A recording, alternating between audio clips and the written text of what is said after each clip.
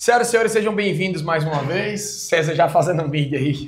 O cara começando a fazer a aula. Senhoras e senhores, César, como vocês sabem, é professor também do nosso curso, a nossa fera maior, meu filho, né? A gente dividiu aí, vou ficar com a parte de mecânica, César vai ficar com a parte de eletricidade. Vocês vão seguir com ele aí agora, a gente vai passar. Eu e César, a gente preparou a aula todinha para a gente sair revisando todos os pontos, como vocês perceberam nessa parte aí. Agora a gente vai para a parte de eletricidade e a gente vai revisar a parte de eletrostática e eletrodinâmica inteira. Beleza? Fica com Cesariano, Henrique aí agora. Olha, bebê, se cuida, viu? Valeu. Queridos e queridas, bom dia a todos. Espero que vocês estejam bem, porque é um lindo dia para se aprender física. Vamos seguir aí no material, a parte de eletrostática e eletrodinâmica, questãozinha de número 1. Você tem uma tirinha aí do Garfield, né? E aí ele tá passando no primeiro quadrinho, ele esfrega o seu pelo aí na calça de uma determinada pessoa, e aí aquela caixinha de pensamento que fala assim, pô, eu odeio eletricidade estática. Aí vamos para o comando. Ele pergunta, por qual motivo ocorre a eletrização ilustrada na tirinha? Lembrem-se, certo? Lembrem-se que o processo de eletrização, ele pode acontecer em 4 etapas. Existem 4, na verdade, processos de eletrização. Um processo de eletrização por atrito, você vai ter por contato, ok? Por indução. E o 4º e último processo de eletrização, fotoeletrização. Queridos e queridas, acontece que essa tirinha aí comprova um processo de eletrização por atrito, certo? Porque você está esfregando aí os pelos do Garfield com a calça jeans aí de uma determinada pessoa. Lembrando que no processo de eletrização por atrito, você tem que forçar com que os elétrons se movam de um corpo para outro. E para isso os materiais, os corpos, eles precisam ser de verdade diferentes, certo? Já nos outros processos, vamos lá, ó, por contato é um compartilhamento de elétrons, certo? E aí, se em atrito os materiais precisavam ser diferentes, para que você tenha um processo de eletrização por contato, é necessário que agora os materiais sejam iguais, porque os elétrons eles estão sendo compartilhados. Já no processo de eletrização por indução, acontece uma certa distância, e aí a fotoeletrização, como até o próprio nome diz, você está eletrizando pela luz. Vamos para as alternativas aí e vamos tentar explicar o processo de eletrização. Letra A. Troca de átomos entre a calça e os pelos do gato. Como assim um corpo está trocando um átomo, né? Não faz sentido. Até porque num processo de eletrização, você tem a distribuição, você vai ter o distúrbio entre o número de elétrons, que é o que está acontecendo aí. Na letra B, você vai ter mais ou menos assim. Diminuição do número de prótons nos pelos do gato. Na verdade, o que você tem é um distúrbio no número de elétrons, os elétrons que vão se mover.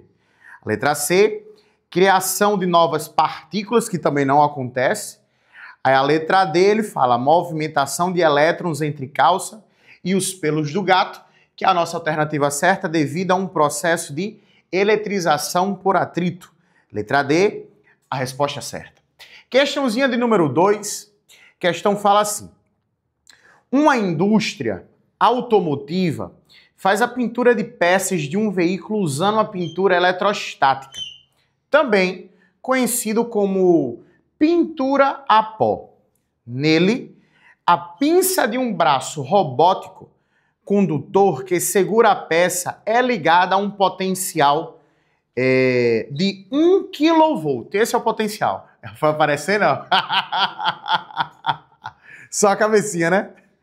A pinça junto com a peça é imersa em um tanque de tinta em pó a 0 volt. Perceba que tem um ADDP aí, certo? De potencial, uma diferença de potencial elétrico. Não, tranquilo para aparecer, pô. Aqui é todo natural. Tá aí, né? Tá na tela aí, beleza, porque não tava sendo espelhado não, né? Aí. Show. Top. Aí pronto, vamos acompanhar a leitura aqui na TV, certo? Ó, existe um ADDP. Aí vamos lá, segue a leitura. Valeu, bebê.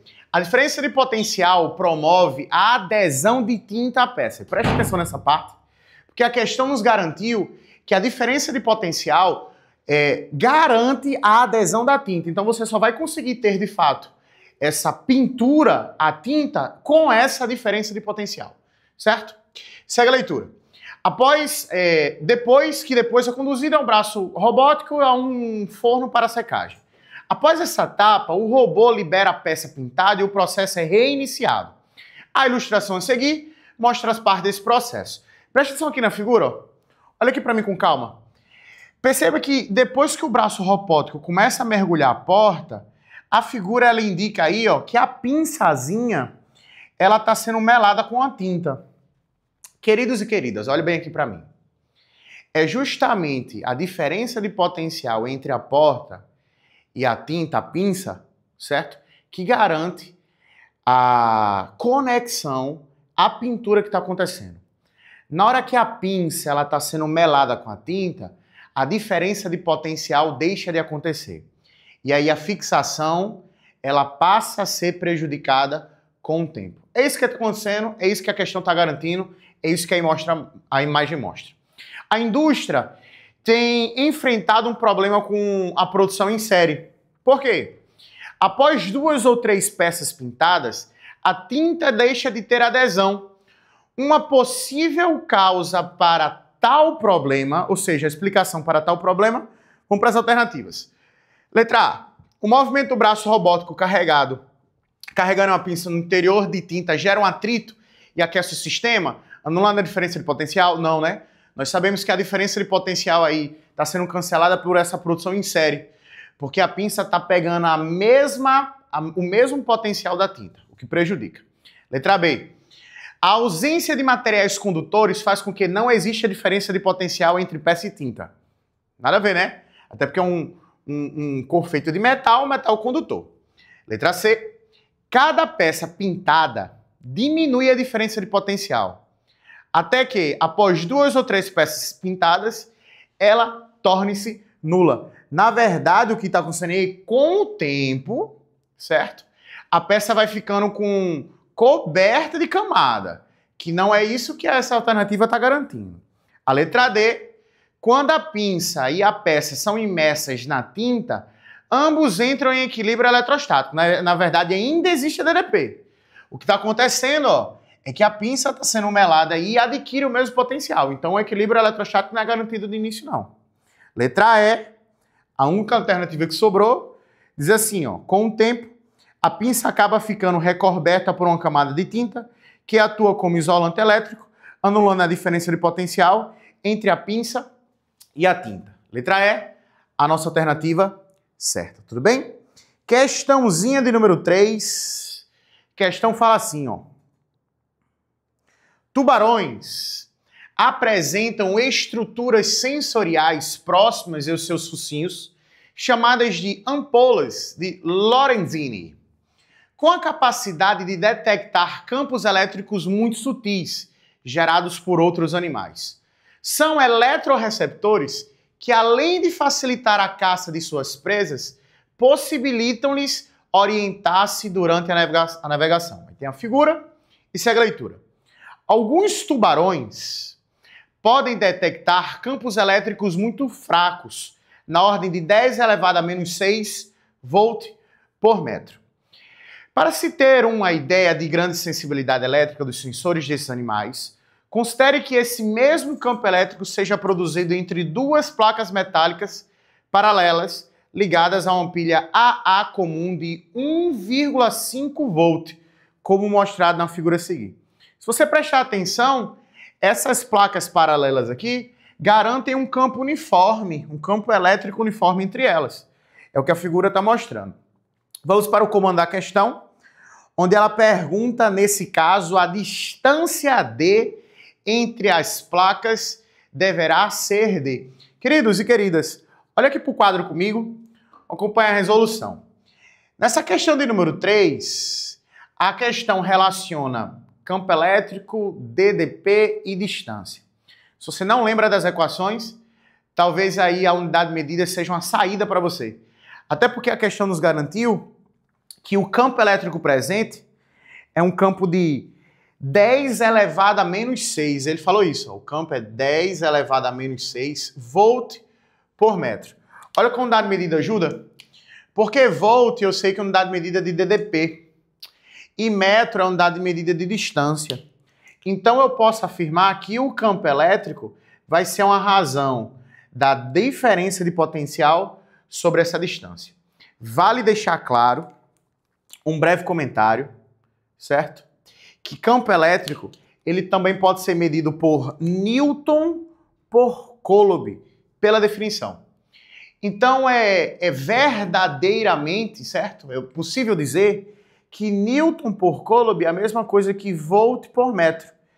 Essa análise dimensional aqui está certa. Então força por carga é igual a DDP por distância. Mas vamos olhar para essa relação aqui, que é o que a gente precisa para responder a nossa pergunta. A questão pede a distância, foi nos dado o campo, foi nos dado a DDP, é só substituir e correr para o abraço. Acontece que o nosso campo elétrico é de 10 elevado a menos 6 e a diferença de potencial é de 1,5. Logo, essa distância vai ser de 1,5 vezes 10 elevado a menos 6. Ou seja, nós temos uma distância de 1,5 vezes 10 elevado a 6 metros. Resposta certa, com um pouquinho de matemática, letra B. Questão número 4. Vamos acompanhar aqui de novo aqui, na TV. A questão fala assim. Leia a manchete a seguir, publicada no jornal O Popular.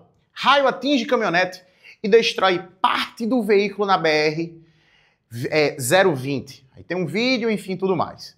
Na nota, divulgada pelo jornal, é destacado que o motorista não se feriu. Ao analisar a notícia, no contexto da física, o fenômeno que protegeu o motorista é conhecido como, queridos e queridas, nós sabemos que o que garante uma blindagem eletrostática é o que chamamos popularmente como gaiola de Faraday. Como isso funciona, César? Eu já posso afirmar que a nossa alternativa certa tem que ser a letra D, gaiola de Faraday. Olha aqui para o quadro comigo. Deixa eu tentar relembrar a vocês alguns conceitos sobre a gaiola de Faraday.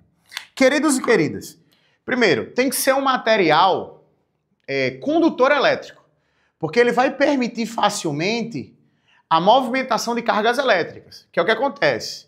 Um carro, por exemplo, a lataria dele é feita justamente de um material que é condutor. Está aqui o carro, só representação para a gente.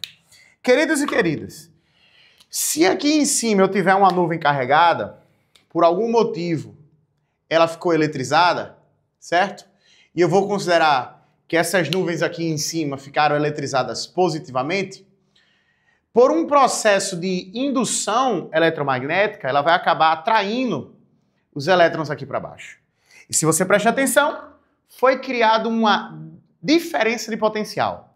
E se eu tenho DDP, eu tenho um campo elétrico.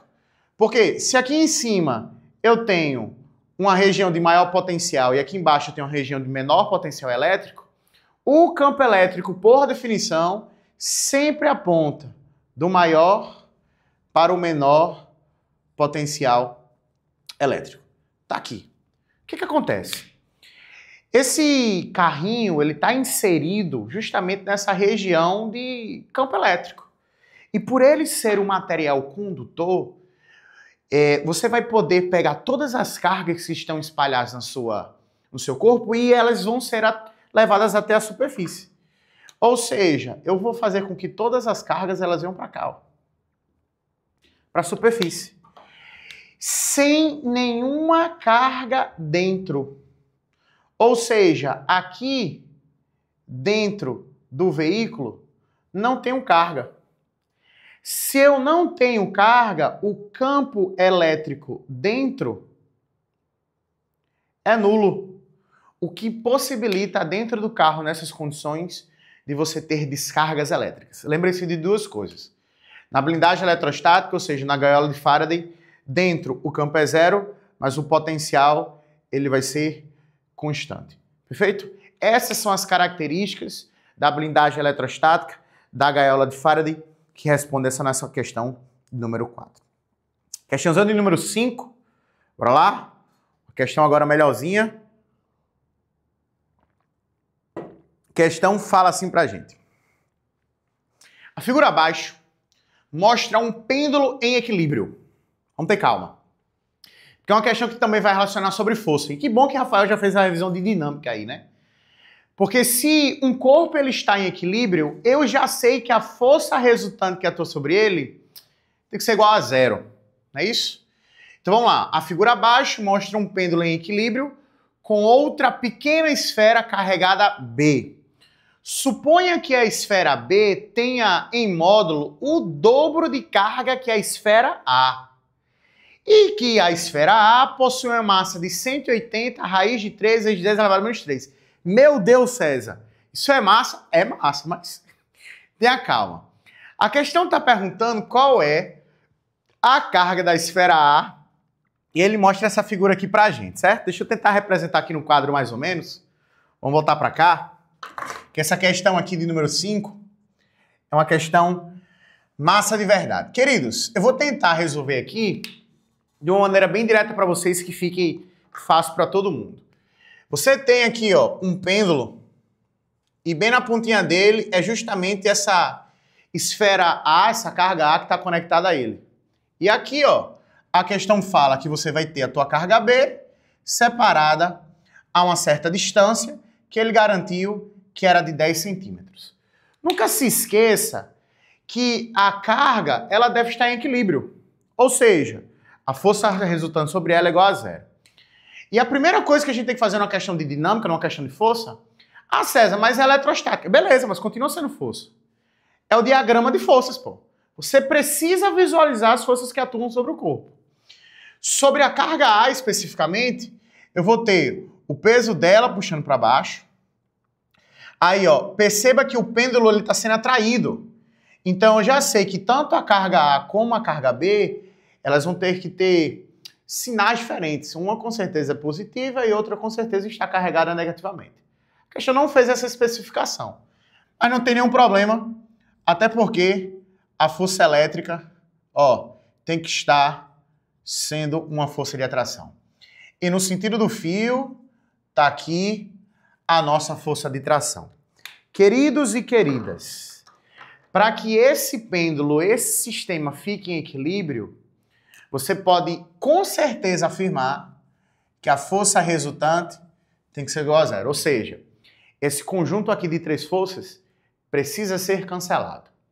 Aí você tem aquela tendência, né, de dizer que esse cara aqui, ó, é o eixo X. Você tem a tendência de pegar esse aqui e dizer que é igual ao eixo Y. Aí você percebe que a tração não está nem em X nem Y e você decompõe a tração. Aí diz que o pedaço aqui de TY cancela com o peso e o pedaço aqui de TX vai cancelar com essa força elétrica. Então o que você faz? Decompõe a tração, mas deixa eu lhe dizer que tem um caminho mais simples. Ao invés de pegar essa tração e dividir em duas, eu posso pegar essa força e o peso e cancelar com essa tração. Porque o equilíbrio, gente, o equilíbrio das forças tem que acontecer em todos os sentidos e direções, para que ele fique em equilíbrio. Como assim, César? Ó, eu posso pegar justamente essa força elétrica e esse peso, somar elas aqui, ó, regra do paralelogramo, e dizer que eu vou ter uma resultante nesse sentido de direção aqui, ó. Tá aqui a nossa força resultante. E perceba, queridos, que agora eu deixo de ter três forças que são tração, força elétrica e o peso e passa a ter só duas. Quais são? Essa tração e essa resultante aqui, ó, da soma dessas duas. E por equilíbrio, bebezinho, essa tração tem que cancelar com essa resultante, com certeza. Com certeza tem que cancelar. E aí, se você olhar com carinho, eu tenho aqui um triângulo retângulo sendo formado. Não é não? É mais fácil. Até porque, se você olhar de novo para o material, a questão nos garantiu que o pêndulo forma esse ângulo aqui, ó, de 30 graus aqui em cima. E aí, com um pouquinho de matemática, eu sei que esse ângulo aqui de cima, ó, é esse ângulo aqui. E aí você tem esse triângulo retângulo. Tô vendo não, César? Eu vou botar ele aqui embaixo, para ficar mais fácil você perceber. Tá aqui o triângulo retângulo, ó. O ângulo de 30 graus. Aí aqui, ó, em pezinho é o peso, concorda?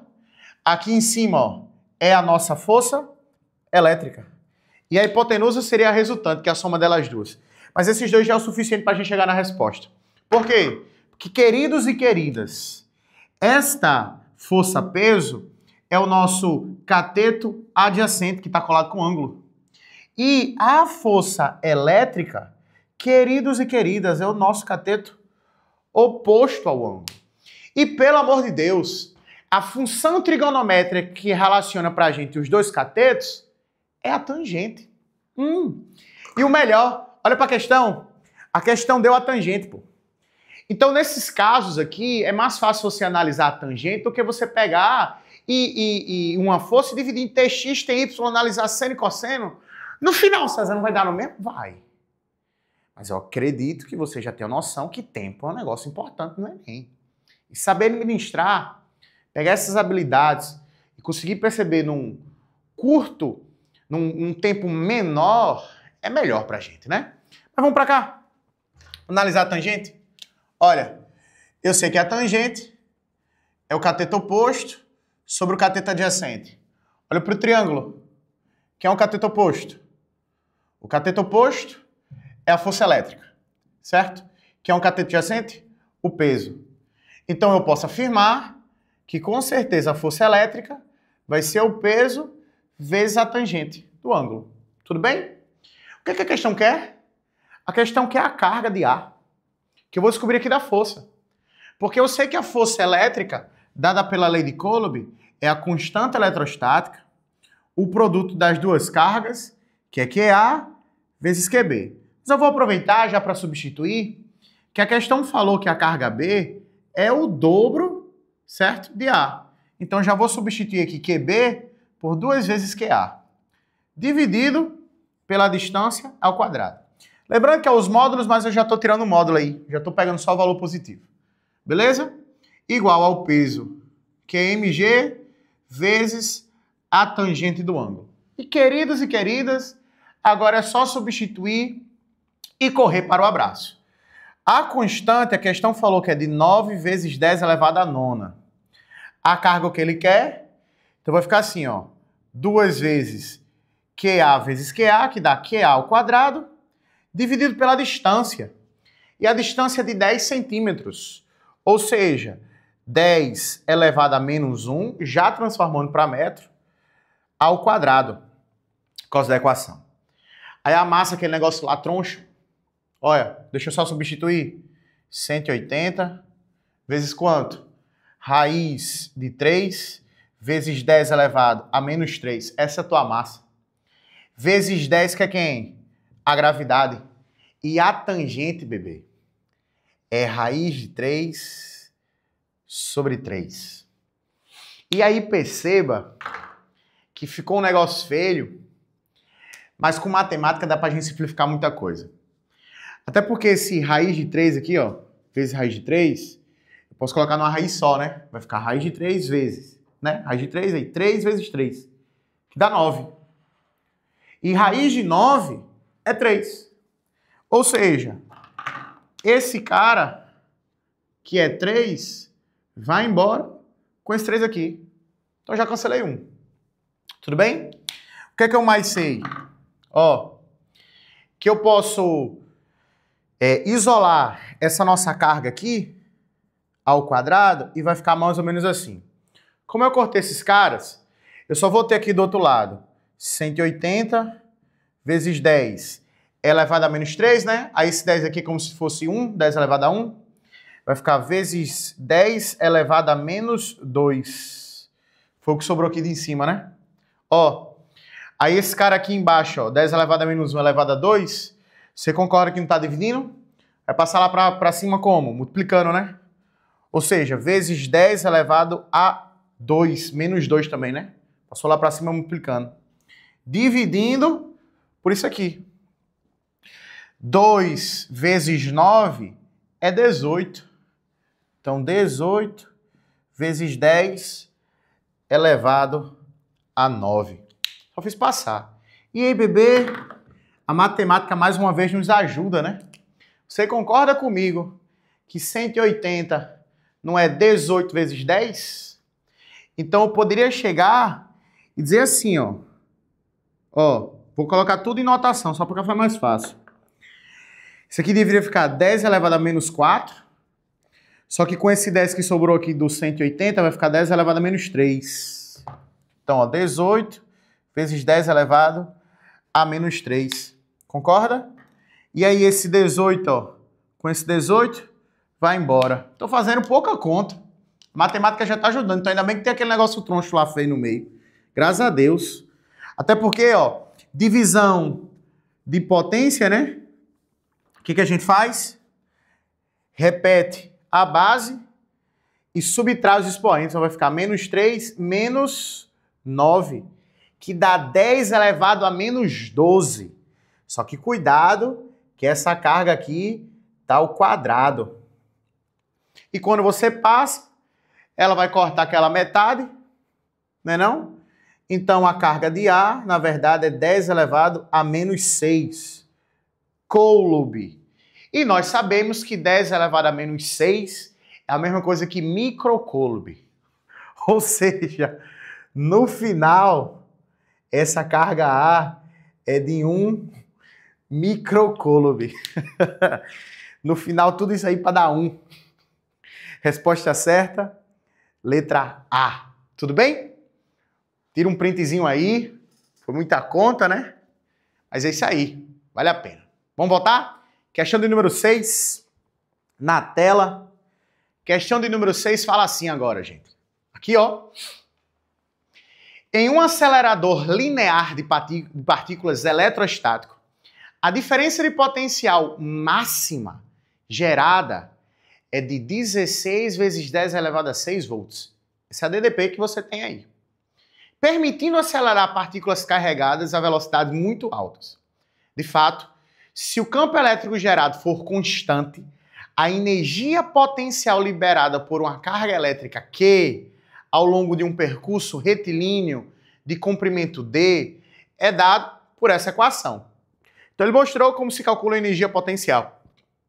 Assumindo que um próton de massa de 1,6 vezes 10 elevado a menos 27 quilos e carga de 1,6 vezes 10 a menos 19 coulomb seja acelerado dentro desse acelerador a partir do repouso.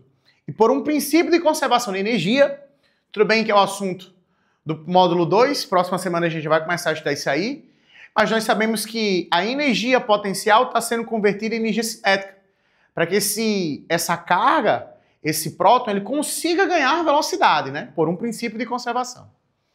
E utilizando, que a questão garante, o princípio de conservação de energia mecânica, a velocidade aproximada desse próton seria igual a... Pessoal, olha aqui para mim, o quadro, vou fazer aqui no quadro com vocês, certo? Questãozinha de número 6, já traz até alguns conceitos de conservação de energia. Mas já para a gente fazer. Acontece que o que está tendo é uma transformação, né? De energia potencial em energia cinética. Essa transformação que está acontecendo. Tá claro para todo mundo? E a questão pergunta qual é a velocidade. E a velocidade com certeza tem que sair da energia cinética. Até porque a energia potencial, ele falou que é a carga vezes U, ok? E a energia cinética, nós sabemos que é a massa, a velocidade ao quadrado, sobre 2. Se você pegar os dados e já substituir aqui, dá certo. Tudo bem? Mas eu vou isolar a velocidade, que é já para ter uma expressão bonitinha. Não precisa chegar, não precisa simplificar dessa maneira. Tá certo? Mas eu sei que a velocidade aqui ao quadrado, olha só, o 2 vai passar para lá multiplicando, então 2 vezes a carga vezes a DDP, dividido pela massa, né? Então eu sei que essa velocidade vai ser a raiz de tudo isso aqui. Bora lá fazer? Quanto é que é a carga que a questão garantiu? A questão garantiu que a carga é de 1,6 vezes 10 a menos 19, que é a nossa carga elementar. E a diferença de potencial, A questão me garantiu também que é de 16 vezes 10 elevado a 6. E tudo isso aqui, ó, tá dentro da raiz. Dividido pela massa, que graças a Deus é de 1,6. Não é não? 1,6, só que a massa de 10 elevado a menos 27. Eu digo 1,6 porque esse cara aqui, ó, vai poder cancelar com esse aqui e a gente evita um pouquinho de conta, né? Ou seja, a nossa velocidade vai ser a raiz aqui em cima, ó. Vou fazer a conta só com a notação científica. É de 2 vezes 16. E aqui em cima, ó, multiplicação de potências de base iguais. Repete e soma, né? Menos 19 com mais 6 vai dar menos 13. Dividido por 10 elevado a menos 27, né? E aí, divisão de potências de base iguais. Você pode repetir e, no caso, subtrair. Só que vai ficar menos 13 menos 27. Que tudo isso daí vai dar mais 14, né? Pra gente. Ou seja, a nossa velocidade vai ser a raiz de 37 vezes 10 elevado a 14. Se você tirar essa raiz, vai dar algo aproximadamente de 6 vezes 10 elevado a 7 metros por segundo. Aproximadamente, certo? 5, alguma coisa, 5,6 para ser mais preciso. Mas o que me garante que é a alternativa certa, até porque a questão pergunta a velocidade final, aproximada desse próton seria igual a letra A, 6 vezes 10 elevado a 7 metros por segundo. Tudo bem, gente? Vamos agora para a eletrodinâmica, questãozinha de número 7, que vai, na verdade, pegar a maior parte da nossa revisão, a parte da eletrodinâmica. Questão de número 7, na telinha aí, fala assim: um circuito elétrico simples é formado por um gerador e um amperímetro ideal e um fio de cobre de resistência R. Nesse circuito, a indicação do amperímetro mostra uma corrente que é de I1, a corrente inicial que passa aí nesse circuito, conforme mostra a figura 1, que é essa aí de cima. Os demais fios são ligados, os demais fios de ligação têm resistência desprezível. Tudo bem, né? É o que nós chamamos de um fio livre. Para montar um segundo circuito, esse mesmo fio é cortado em 3 pedaços, de mesmo comprimento. Tenha calma, né? Até porque quando você muda o comprimento, você está mudando a resistência, certo? Deixa eu lembrar aqui para vocês, até porque nós sabemos, de acordo com a segunda lei de Ohm, que quando você diminui o comprimento, a tua resistência elétrica, ela tem que mudar. Porque Ohm nos garante que a resistência, a resistividade, o comprimento pela área. Queridos e queridas, acontece que esse aqui, ó, é a nossa garantia no início. Comprimento inicial, área, resistividade e tudo mais. A questão pegou esse fio e dividiu ele em 3 partes. Ou seja, o teu comprimento caiu 3 vezes. Então essa resistência, ela vai cair 3 vezes. Com certeza essa nova resistência que vai surgir aí, ó, certo?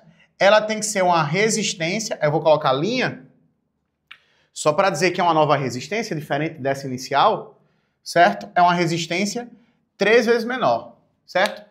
Até porque, ó, só para deixar claro, resistência e comprimento são diretamente proporcionais. Se eu dividir o comprimento em 3 partes, a resistência cai outras 3 vezes. Mas enfim, para montar um segundo circuito, esse mesmo fio é cortado em 3 partes, mesmo comprimento. E esses pedaços são ligados ao mesmo gerador, conforme a figura 3. Nessa situação, a indicação do amperímetro, eita, ele pergunta um novo valor de corrente. Agora, queridos e queridas, tá vendo a forma como ele conectou esses 3 novos resistores? Ele conectou em paralelo, pô. E quando você coloca em paralelo, você está diminuindo a tua resistência. Porque você vai fazer uma soma inversa. Lembram disso? Em paralelo, o objetivo é diminuir a resistência de um circuito, quando você associa resistores assim. Só que, queridos e queridas, vamos fazer essa consideração? Eu coloquei 3 resistores em paralelo. Aí quais são as resistências? Essa daqui, ó. A resistência de cada uma delas é essa daqui, R dividido por 3. Até porque a questão não falou de valores. Ele está botando só num campo assim, teórico pra gente, né? Eu sei, ó, que em relação à primeira resistência, esse cara tem R sobre 3, esse cara também aqui é R sobre 3 e aqui também R sobre 3. São 3 resistores iguais. Se eu quiser tirar, tudo bem? A nossa resistência equivalente, como está em paralelo, eu posso dizer que a resistência equivalente é R dividido por N, que são o número de resistores que eu tenho. Ó, R, essa nova aqui, certo? É R sobre 3, dividido por 3, que são o número de resistores. Então, eu tenho uma resistência equivalente no final aqui, que vai ser R sobre 9. A resistência equivalente, depois que você conecta os resistores dessa maneira, é 9 vezes menor que a resistência inicial que você tinha lá em cima. Queridos e queridas, pensa uma coisa. Se a resistência que você tem nova, depois dessa associação em paralelo, ela é 9 vezes menor que a inicial, eu sei que resistência e corrente se relacionam de maneira inversa, né? Quanto maior for a resistência elétrica, menor vai ser o quê? A tua corrente elétrica, né? Quanto maior a resistência, menor a corrente. E eu sei também que quanto maior for a corrente elétrica, porque a resistência é menor. Tem uma relação inversa. O próprio conceito aí, né? O conceito de resistência é uma resistência à passagem de corrente elétrica. Se a minha resistência, depois que eu fiz toda essa conexão, ela diminuiu 9 vezes, então porque a corrente elétrica tem que ser 9 vezes maior, pô. E é justamente isso. Essa nova corrente I2 que está passando aí, ela precisa ser 9 vezes maior que a primeira, sem muito cálculo. Sem muito cálculo, né? Só por uma questão de lógica a gente consegue adaptar. É claro que você pode pegar tudo isso, colocar numa equaçãozinha, mostrar as comparações, tal, dizer que a DDP é a mesma, mas eu acredito que você não precisa dessas conexões para desenvolver essas habilidades aqui de física. Apenas percebendo a mudança, a diminuição da resistência, dividindo esse fio em 3 partes e depois associando eles assim, ó, em paralelo, essa resistência vai cair 9 vezes, então a corrente com certeza precisa crescer outras 9 vezes, tá certo? Questãozinha de número 8. Olha aqui na tela comigo, a questão fala assim: um estudante de física precisa, certo, ligar 2 equipamentos por meio de um fio condutor de formato cilíndrico. Para isso, ele dispõe de 4 opções, A, B, C e D, descritas na tabela a seguir. Aí tem a tabela, né? Perceba que a tabela mostra dados para a gente de comprimento, de área e de resistividade, que é justamente a relação que mostra a segunda lei de Ohm, certo? E aí ele fala que tem um comprimento 2 vezes maior, mas tem uma área S, uma resistividade ρ, e aí ele mostra esses valores para todos os outros. Essa tabela foi elaborada a partir dos valores de referência que são utilizados para essa comparação, certo? Aí vamos para o comando. Como o objetivo é conectar o condutor elétrico que apresenta a menor resistência ohmica, tá aqui a chave. Ele quer que você descubra qual desses 4 condutores aí tem a menor resistência. E queridos e queridas, para ter a menor resistência elétrica, olha para cá, eu preciso ter uma relação inversa com a resistência. E é claro que tem que ser aquele que vai ter o maior comprimento.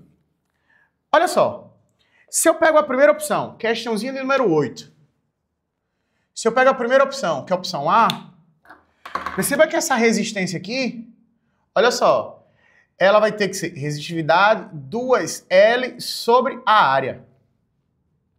De acordo com os valores que foram dados ali pra gente na tabela. Só você pegar a tabela aí você vai perceber. Cleverson, por favor, deixa a... Isso, perfeito. A tela aí pra gente. Se você for perceber, ó, você tem aí, ó, condutor A com 2L, S e ρ. E se você for analisar o B, ele já vai ter um comprimento L, mas a área é 2 vezes maior. E, queridos, se esse cara tem uma área que é 2 vezes maior, a resistência tem que ser 2 vezes menor. Ó, sobre 2A. Perceba que aqui em cima, ó, se eu isolar o 2, vai ficar assim, 2 ρ LA. E aqui embaixo vai ficar assim, ó, ρ LA dividido por 1 sobre 2. Aqui, ó, esse termo é igual a esse, mas essa resistência no final, ela vai ser 2 vezes menor. Então eu já sei que a resistência de B, ela é menor do que a resistência de A. Então A já nos interessa. B até então está sendo um corpo de menor resistência. Se você pegar C e fizer a mesma montagem que eu fiz, esse 0,5 vai cancelar com esse 0,5. Aí ele vai ter uma resistência aqui, vai ser de ρ LA, 1, por sinal. Só que D, ele tem uma resistividade 0,5 e uma área de 3. Vou colocar só D aqui, ó. Se eu for calcular a resistência só de D, eu vou ter mais ou menos assim. 0,5, aí ρ L, sobre uma área que é de 3. Queridos e queridas, perceba que ρ L e o S da área, ou o A da área, como você queira chamar, como normalmente a gente costuma chamar, né? Apareceu o S aí porque em inglês, space, de área. Gostou? O inglês está em dia, né? Eu vou ter aqui 0,5 sobre 3. E eu sei que 0,5 sobre 3 é a mesma coisa que 1 sobre 6. Ou seja, essa resistência aqui de D é 6 vezes menor. A de B, pô, é só 2 vezes, homem. E como a questão está perguntando de fato aquele que tem a menor resistência, a nossa resposta certa tem que ser a letra D, porque é 6 vezes menor. Cuidado com esses valores aí, que pode ter trazido uma pegadinha para vocês. Alternativa certa, questão de número 8 é a letra D. A 9, vamos aqui para a TV, questão bem rapidinha, fácil. A questão nos garante assim. A curva do gráfico, destacada na cor vermelha, representa a corrente elétrica que flui pela bateria de um smartphone em função do tempo durante seu carregamento. Aí tá aí, um gráfico da corrente em função do tempo. A área sob a curva do gráfico, indicada na cor verde, corresponde a, queridos e queridas, essa é uma das habilidades gráficas que mais aparece no Enem, né? Se eu pegar aqui a corrente e multiplicar pelo tempo, isso vai me dar a carga elétrica. Ou seja, a área desse gráfico está dando para você o valor de carga elétrica que vai fluir pela bateria. E quem fala isso, com certeza, é a letra A. Vale deixar claro que você só pode utilizar essa habilidade quando você tem esse gráfico, né, de corrente pelo tempo, porque a área vai ser a carga. Se você considera também a carga como uma constante, ou seja, o valor da carga na bateria limitado, que é o que acontece, a corrente e o tempo vão se relacionar de uma maneira inversa, estão lembrando? É por isso que quanto maior for o consumo de corrente elétrica, menos tempo vai durar essa bateria. O contrário também é verdadeiro, mas a alternativa certa, letra A. Questãozinha tranquila, sem muitos comentários, né? Vamos para a próxima. Questão de número 10. Esse texto aí está sendo utilizado para a próxima questão, que diz que a energia solar desempenha papel substancial nas soluções energéticas de desenvolvimento sustentável, além de fazer o uso de tecnologia pouco agressiva ao ambiente, e é uma enorme fonte de energia renovável. Não acrescentou nada para a nossa questão. Mas enfim, a área de um painel solar que gera uma potência de 462 watts é uma área de 2,5 metros quadrados. A intensidade da radiação solar que incide no painel, ou seja, a potência da radiação solar por unidade de área, é de 924 watts por metro quadrado. Já eu falo melhor daquela unidade medida. Qual é a eficiência do painel solar? Ele quer eficiência. Eficiência nada mais é do que a razão daquilo que você utiliza pelo aquilo que você tem total, né? Daquilo que você está fornecendo em função daquilo que você está realizando na prática. Ou seja, qual é a razão entre a energia gerada e a energia solar que incide no painel num dado intervalo de tempo? Vamos ter calma. Olha aqui para o quadro. A questão que é uma razão, bebê, da energia por intervalo de tempo. Então, nós sabemos que quem representa a energia por unidade de tempo é uma grandeza chamada potência. A potência, elétrica, ou potência mecânica, ou qualquer outra potência que você queira, é uma grandeza na física que calcula pra gente a velocidade de transformação da energia, Então, se a questão está perguntando a razão da energia pelo tempo, que foi o que ela perguntou, com certeza nós precisamos calcular quem? A potência. A questão já deu uma potência pra gente, que foi de 462 watts. Com certeza esses 462 watts é o que você está utilizando. Ou seja, esse aqui eu posso considerar como útil.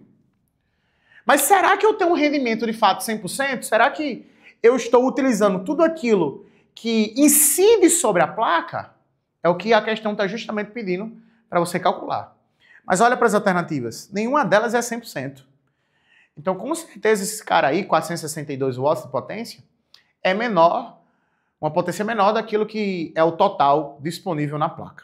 Como calcular essa potência total pela placa? Tá vendo que a questão deu a intensidade solar, a irradiação solar, intensidade e radiação? A unidade de medida dela, watt por metro quadrado.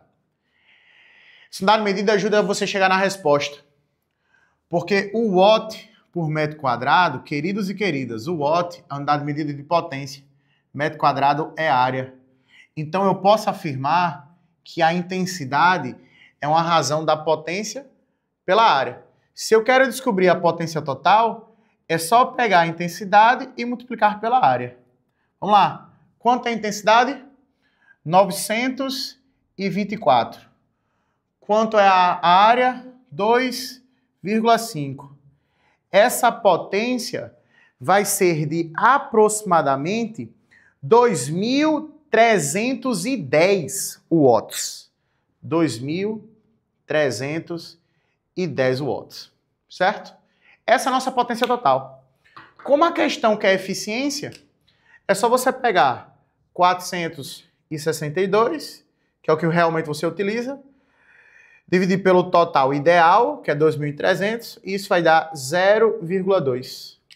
E esse 0,2 representa na prática 20%. Ou seja, esse é o nosso rendimento. Resposta certa? Letra B de bombom. Questão número 11, questão muito boa. Na tela aí pra gente. A questão fala assim: beba água, que é melhor uma pedra no caminho do que uma no rim. Um brinde à sua aprovação. A questão de número 11, ela fala assim pra gente, falou sobre pilhas.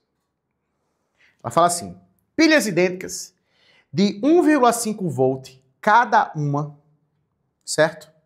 Foram encaixadas entre 5 barras condutoras, numeradas de 1 a 5, como mostra a figura a seguir. Aí tá aí o esquema, né? Perfeito. Foram medidas as diferenças de potenciais entre as barras de 1 a 3, depois entre 3 e 5, tomando os módulos dos valores dessas medições e subtraindo-se esses valores um do outro. A diferença obtida é de... Queridos e queridas, olha aqui para mim. Você tem aí uma associação de pilhas, que horas elas vão estar em série e que horas elas estão em paralelo. Deixa eu chamar a atenção de vocês para essa associação logo em paralelo, porque como essas pilhas aí são idênticas, bicho, você pode botar 1 milhão de pilhas em paralelo.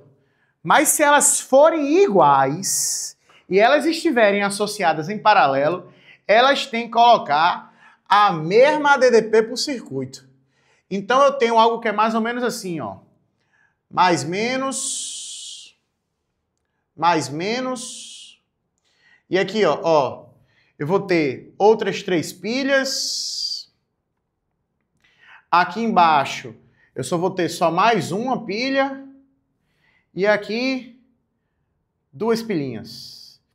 Perceba que você não tem nenhum receptor. Ó, olha aqui pro quadro comigo. Perceba que você não vai ter nenhum receptor, porque todas elas estão alinhadas. Ó. Começam com menos e terminam lá em cima com mais. Ok? Menos e menos. Queridos e queridas, o que acontece é o seguinte, pô. Essas pilhas aqui estão em paralelo, mas elas são idênticas. Se elas estão paralelas e elas são idênticas, bicho, você pode colocar 1 milhão, mas a DDP é a mesma. Por que, César? Porque está em paralelo, é o básico. Ou seja, isso aqui, na verdade, só está colocando 1,5 volt para o circuito. Ah, mas essa daqui está em série. Beleza, aí você está adicionando mais 1,5. Ok. Mas o fato, gente, disso aqui estar em paralelo tem que ser a mesma DDP. Então essa malha aqui todinha, essa linha que a questão dividiu entre 1 até 3, na verdade só coloca uma DDP total de 3 volts. É isso que eles fazem.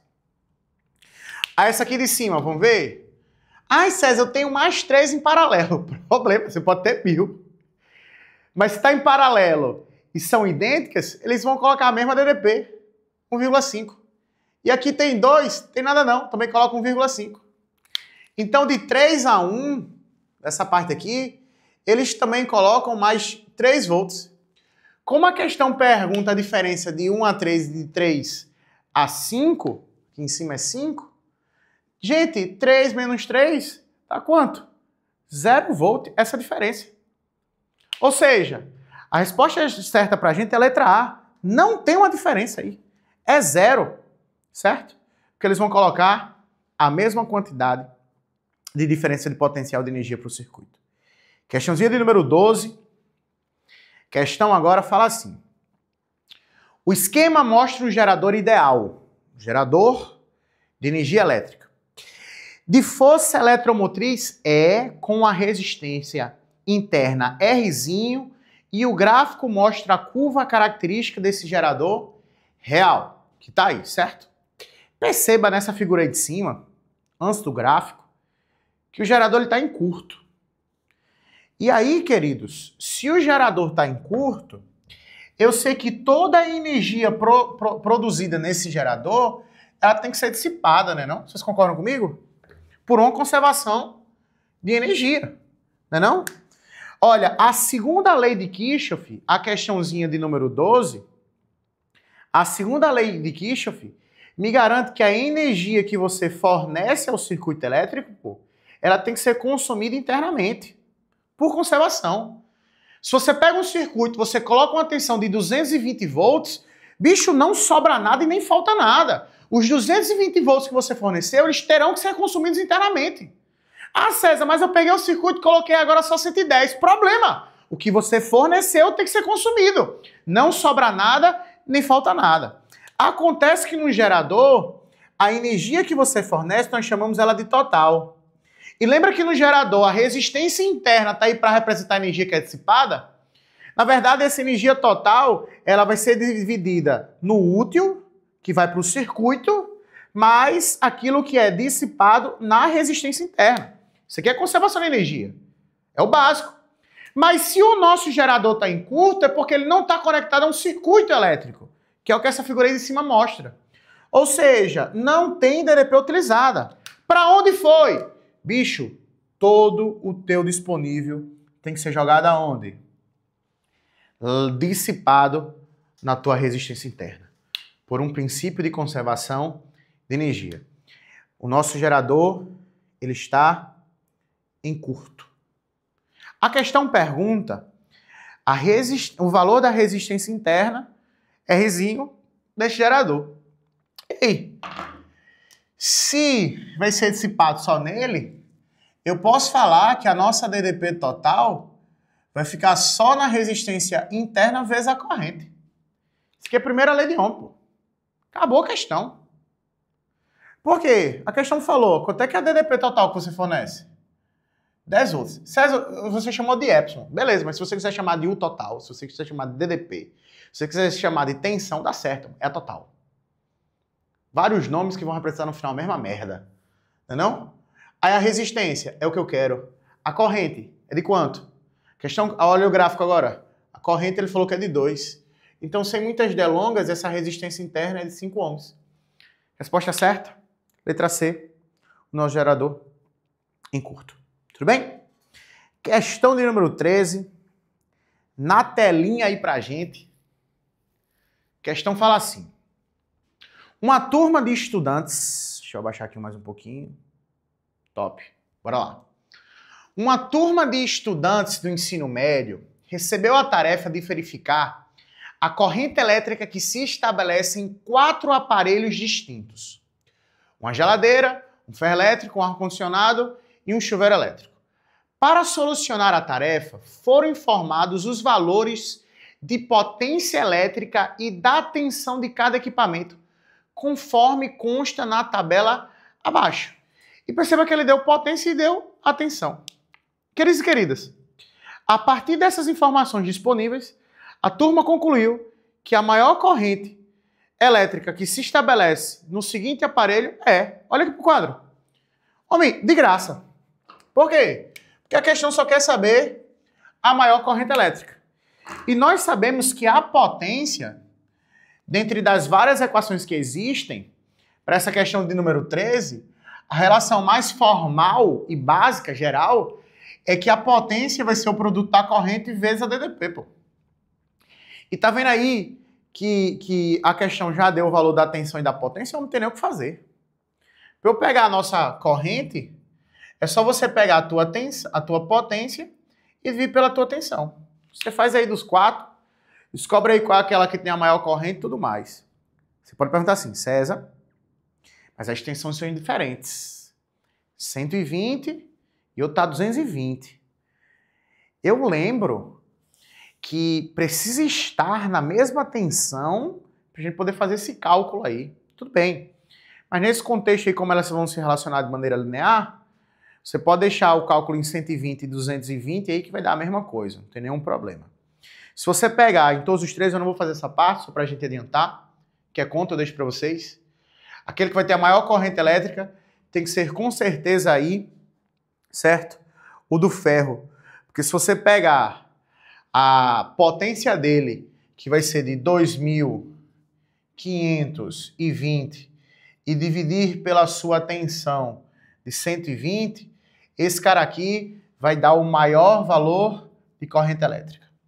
O que justifica a nossa alternativa certa como a letra B. Se você quiser pegar todos esses valores, o resumo é esse.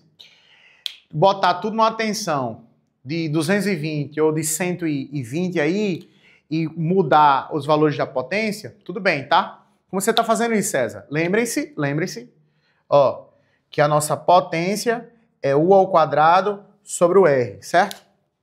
Como a resistência é constante, porque o aparelho vai ser o mesmo, lembre-se que quando você aumenta a DDP 2 vezes, a potência ela vai aumentar 4 vezes, porque essa relação aqui. Aí se você botar uma potência e uma tensão, na verdade, 2 vezes maior, a tua potência vai ter que aumentar 4 vezes. Se você diminuir a sua tensão 2 vezes, a potência vai cair também outras 4 vezes. Essa é a relação que eu estou mostrando. Mas independente, certo? Esses 4 objetos vão dar certo na questão. E o que é aquele que vai ter a maior corrente elétrica tem que ser com certeza a letra B, o ferro elétrico. Show? Questão 14. Questão fala assim pra gente. Também no ferro de passar, só que outro ferro de passar, foi colocada a etiqueta mostrada na figura, que traz especificações técnicas do aparelho. Tá aqui o aparelho, certo?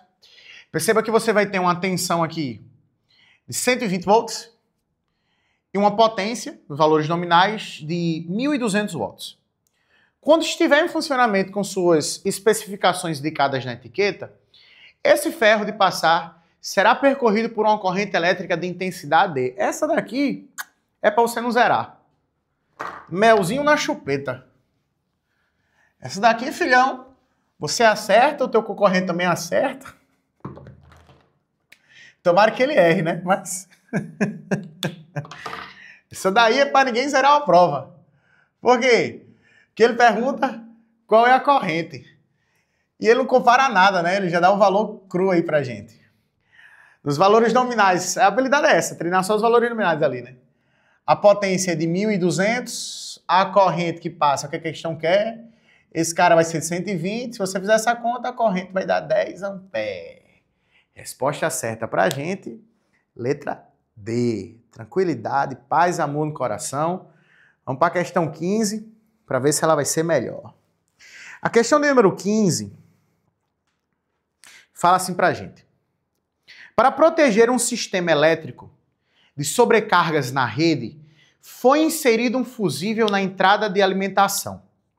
Sabendo que a tensão de operação do sistema é de 110 volts e fazendo um circuito equivalente, determina-se que a resistência total, ele já deu a resistência total, é de 55 ohms.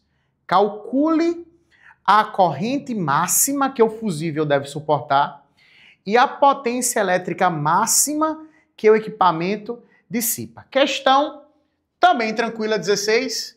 Só para a gente treinar aí, desculpa, a questão número 15. Só para a gente treinar aí as equações mais básicas de eletrodinâmica. A questão primeiro pergunta qual é a tua corrente. E ele deu a DDP e deu a resistência. Primeira lei de Ohm me garante que U é igual a RI, concordam? Eu sei que a DDP é de 110 volts. A questão me falou também que a resistência é de 55 ohms. Então a nossa corrente vai ser de 110 dividido por 55, que dá uma corrente de 2 amperes. Primeiro passo. O segundo, ele pergunta a potência. E eu sei que potência é o produto da corrente vezes U. Queridos, se a corrente eu descobrir que é de 2 e a nossa tensão é de 110 volts, essa minha potência, com certeza, vai ser de 220 watts. Que me diz que a alternativa certa é a letra C. Questão 16, na telinha aí pra gente, fala assim.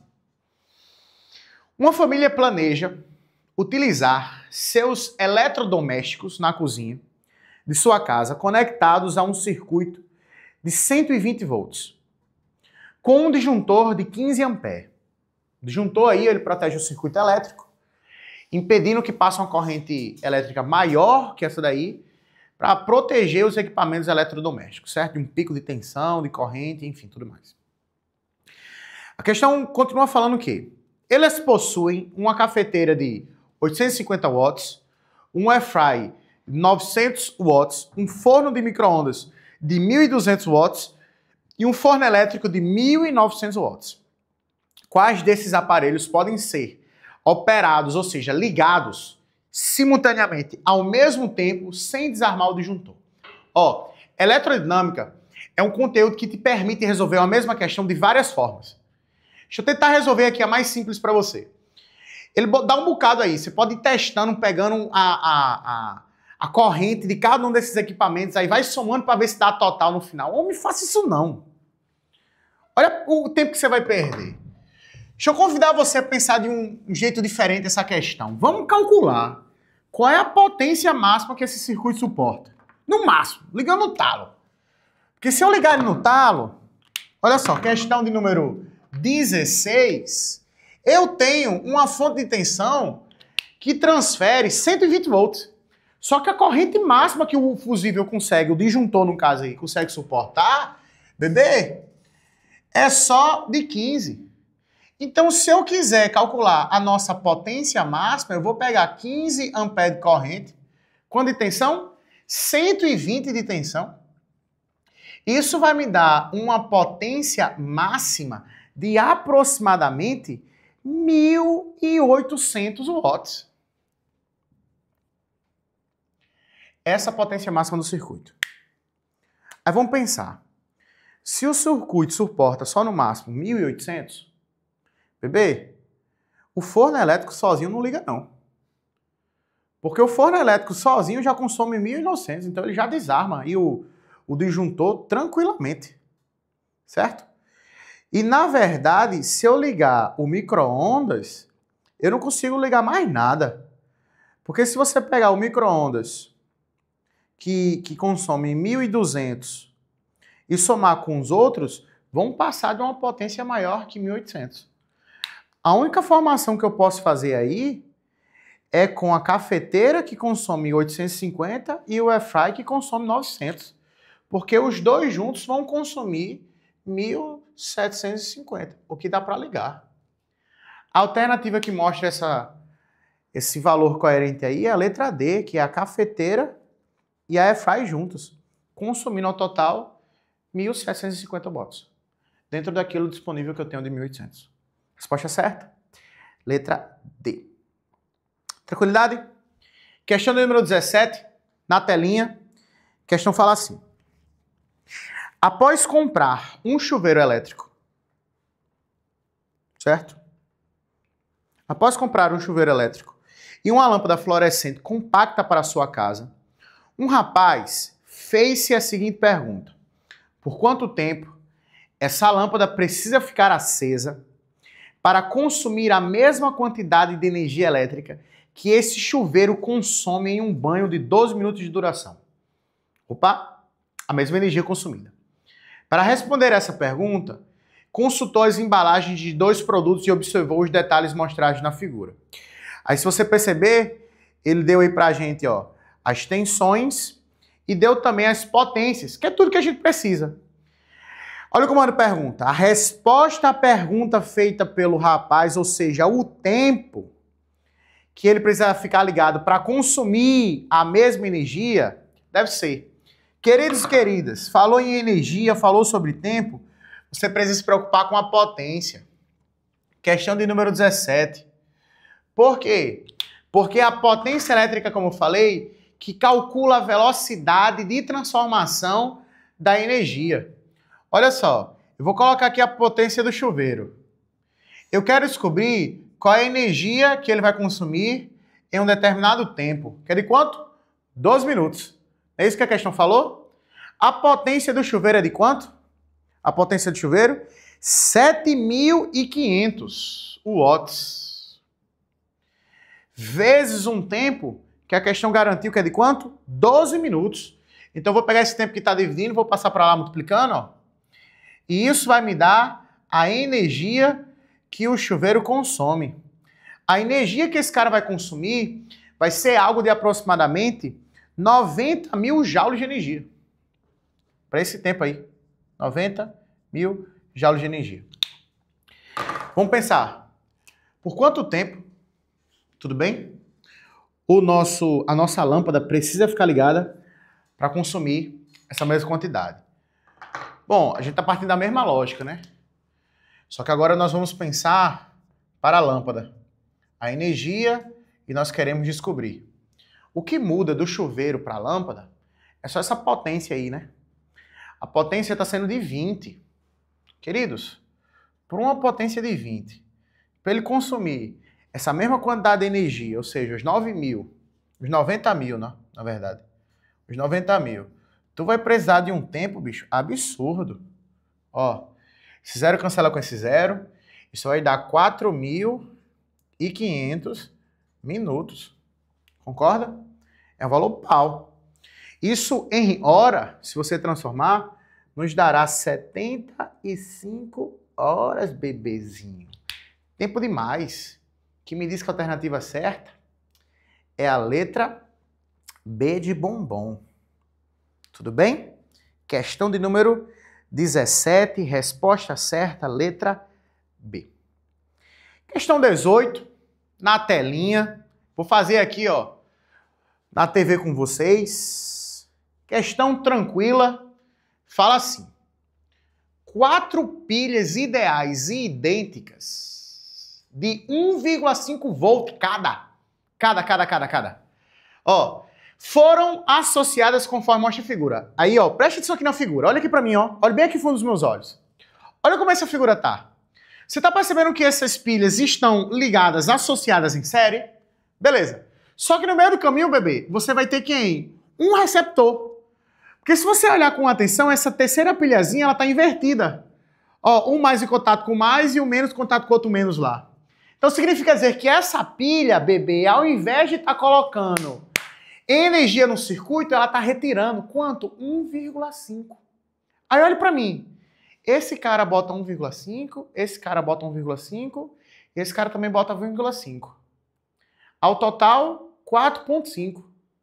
Só que esse daqui, ele retira 1,5, porque ele está ligado como receptor.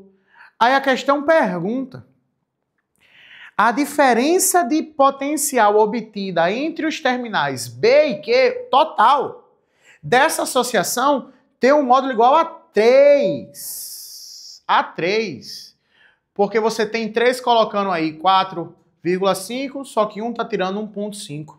A diferença de potencial total obtida, letra C, 3 volts, a nossa resposta certa. Questão 19, fala assim. No experimento para medir o calor latente de vaporização, LV, de um líquido, o estudante coloca uma certa quantidade desse líquido em um recipiente. O líquido se aquece com o auxílio de um aquecedor elétrico de potência de 4.000 watts. E quando ele começa a ferver e evaporar, ou seja, mudar de estado físico, ele marca 36 segundos e verifica que, durante esse intervalo de tempo, 160 gramas do líquido evaporou, mudou de estado físico. Considere que toda a energia fornecida pelo aquecedor seja absorvida pelo líquido e que as perdas de energia para o meio ambiente sejam desprezíveis. O valor do coeficiente de vaporização LV em joule por grama é... Bom, tudo bem que fala sobre calorimetria, né? Mas já dá para a gente começar a fazer módulo 3, lá termologia, mas entenda que potência elétrica ela também pode vir associada à termologia. E aí onde é que entra essa conexão? Deixa eu tentar deixar claro para você aqui as coisas. Queridos e queridas, questão de número 19. A questão ela perguntou qual é o coeficiente, certo? Nunca se esqueça que ele deu a potência. E sempre a potência mede a quantidade de energia transformada em um determinado tempo. Deixa eu dizer uma notícia boa. Essa energia aqui, em termologia, que a questão está pedindo para você fornecer, é justamente o calor, bebê. É justamente o calor. Então, tudo bem se você pegar a potência e falar que ela vai ser o calor em um determinado tempo. Até porque, lá em calorimetria, vai ter um negócio chamado de fluxo de calor ou potência térmica. Potência mede a velocidade de transformação, só que agora é especificamente o calor. E perceba que foi um calor para mudar de estado físico. Então o que é que chamamos de calor latente. E queridos e queridas, o calor latente nada mais é do que a massa vezes o coeficiente de calor latente para a gente. É um determinado tempo. Se a gente pegar essa expressão e substituir os dados que a própria questão nos forneceu, a gente resolve. Vamos lá. A potência de quanto? A potência de 4.000. A massa. Eu já vou deixar aí em grama mesmo não sendo SI, porque a unidade medida lá no final é joule por grama. É de 160. Eu quero esse coeficiente. E a questão falou que foi num tempo de 36 segundos. Se você fizer essa conta, né? Isso aí vai dar um coeficiente para a gente de aproximadamente 900 joules por grama. Fica a matemática aí para vocês, que nos diz que a alternativa certa, a letra D. E para finalizar a nossa aula, questão de número 20, ela treina aí a mesma habilidade para a gente, só que perceba que vai ter uma coisinha diferente. Porque ao invés de ter uma mudança de estado físico, que foi o que aconteceu na 19, e aí você tem um calor latente, a questão 20 fala sobre uma mudança de temperatura.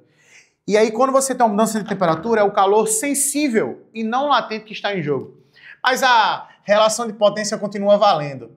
Ó, vai ser a quantidade de energia em um determinado tempo, partindo do mesmo contexto, só que agora, ó, para um calor sensível. Tudo bem, gente? Aí vamos para a questão 20, fala assim. Na tela aí, ó, Um gerador de eletricidade fornece 120 volts e um resistor de 11 ohms, imerso na água durante um certo intervalo de tempo, é necessário para aquecer 100 litros de água de 25 graus Celsius até 55 graus Celsius. Considere que todo o calor liberado pelo resistor seja transferido à água. Assinale a alternativa que representa corretamente e aproximadamente o tempo transcorrido durante o aquecimento da água. Aí ele fala a densidade da água e fala também o calor específico da água. Só que ele pergunta o tempo. Olha para cá. Tá aqui o tempo. Para descobrir esse tempo, eu tanto preciso da potência quanto preciso do calor sensível. Se a gente descobrir a potência e o calor sensível, a questão está respondida. Diferente da questão 19, onde ele já deu o valor da potência, aqui ele não nos deu. Mas tranquilidade, porque ele falou para a gente a tensão e falou a resistência. Você pode utilizar qualquer equação que você queira. Você pode descobrir primeiro a lei de Ohm aí, pode descobrir a corrente, depois botar naquela equação de Pio, né? Onde a potência é a corrente vezes a tensão. Mas dá para usar essa daqui direto, ó, em que a potência vai ser U ao quadrado sobre o raio. Desculpa, sobre a resistência. Sobre o raio não, sobre a resistência. Então a nossa potência vai ser... Quanto é a nossa tensão? A tensão é de 110, é? 110 volts. E a resistência é de 11. Queridos e queridas, só que vai ser 110 ao quadrado. E 110 ao quadrado dá 12.100. Dividido por 11. E aí nós teremos uma potência que vai ser de aproximadamente 1.100 watts. Essa é a nossa potência. Tudo bem? Mas se eu pegar essa potência e jogar aqui, a questão está respondida. Vale deixar claro, só vale deixar claro, que esse calor aqui sensível é a massa, o calor específico e a variação de temperatura em um determinado tempo. Como a questão que é o tempo, eu vou pegar a potência e passar dividindo o meu pelos extremos. Então o tempo, ó, o intervalo de tempo, é a massa, o calor específico, a variação de temperatura sobre a potência. Vamos substituir esses dados? A massa, ele falou que é de quanto? Ele não nos deu a massa, mas ele deu a densidade e deu o volume. Olha só, a densidade é de 1 grama, e eu já vou deixar 1 grama, porque o calor específico da água, ele disse que era 4 joules por grau Celsius. Então eu não vou precisar transformar em quilograma, não. Mas eu vou precisar prestar atenção numa coisa. Tá vendo que o volume que ele deu aí, gente, foi um volume de 100 litros, e a densidade tá mililitro. Então, para ficar tudo no SI, na verdade, tudo para ficar bonitinho para a gente resolver essa questão, eu preciso colocar esse litro em ml. Ou seja, eu preciso aí multiplicar ele por 1000, 10 elevado a menos 10 elevado a 3, para dar a nossa continha certa. Né? 10 elevado a 3. Vamos lá. Quanto é que vai ser a nossa massa? Ó, a nossa massa vai ser de 100, né? Por quê? Porque eu já vou pegar esse 100 litros aí e já vou transformar para ficar bem bonitinho. 10 elevado a 3. O que garante o ml, litro, transformação e tudo mais. Vezes o calor específico, que é 4 da água, e a nossa variação de temperatura, que é a final menos a inicial, que é 55 menos 25, que dá 30, sobre uma potência de 1.100 watts. Se você fizer esse cálculo, essa continha certinha, o nosso intervalo de tempo vai ser cravado de 3 horas. Cuidado, que essa resposta vai dar em segundos. Você só precisa transformar depois para a hora, que foi a unidade de medida que ele perguntou no final. Queridos e queridas, resposta certa, letra D aí pra gente. Deixei esse cálculo aí para você, final aí de segundo para aula, que também é tranquilo. Tudo bem, gente? Teve um lindo dia para se aprender física. Essa foi a nossa revisão do módulo 1, certo? Fica essa gravação aí para vocês de eletrostática e eletrodinâmica. Um beijo no seu coração e até a próxima. Cheiro!